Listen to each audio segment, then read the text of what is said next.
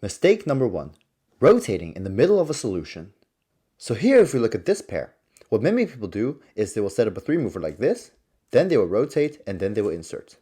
And done fast, it will look like this. I don't know about you, but I wouldn't consider that fast. The right way to do this would be to rotate first and then solve it like this. By doing this, your solution will flow better and you won't have 2 pauses during one solution. Mistake number 2. Rotating the wrong way. I'm sure that many people have told you that you should rotate and solve a pair into the back. But let me tell you today, that is not always the best thing to do. Take a look at this pair for example. From this angle, we would need a rotation to solve. And if you were to follow the principle of always inserting into the back, you would rotate like this and solve it into the back. And this gives you a terrible OLL. My general advice is when you're solving your last pair or last 2 pairs, you should rotate into the front, because this way you can do other solutions when inserting. For this case, it is much better to rotate into the front as it is the last pair, so you do not have to look ahead anymore. And the benefit of rotating into the front is you can do some more fancier inserts. So here we can see this pattern, so here you can do a sledgehammer and get a much better OLL. But most of the time it is still better to rotate into the back. And now we have our front slots open and it's much easier to look ahead. Mistake number 3. Rotating when it is not necessary. This tip is more advanced, but if we look at this pair over here, we can track the next pair that I'm going to solve, which is going to be this pair. And we can see that this edge is already correctly oriented, which means that if we rotate to solve this pair, we will need another rotation to solve this pair, as once we rotate, this is now a bad edge.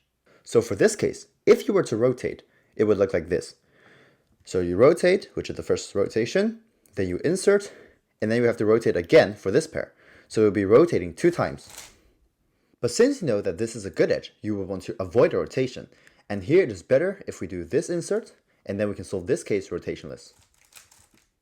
And this saves you 2 rotations. The 4th mistake is not being subscribed to thecuber. Just kidding, but you should still subscribe. I make videos like this every week, so following me will definitely make you better at cubing. Mistake number 5. Rotating during last layer. One of the most fundamental rules of high-level cubing is that you shouldn't rotate after you finished F2L. After completing F2L, if your OLL isn't oriented correctly, instead of doing a rotation like this, you can simply use U moves to put it in the right spot. And the same goes for PLL. Instead of doing a rotation like this, you can simply do a U2 and then do the F-perm.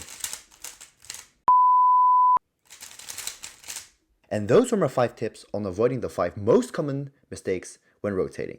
You can support me by subscribing to my channel, or if you want to buy some new cubes, head over to my affiliate shop at cuboss.com. I have my favorite products of all time listed here, and if you use the link in my description, you will get 5% of all orders.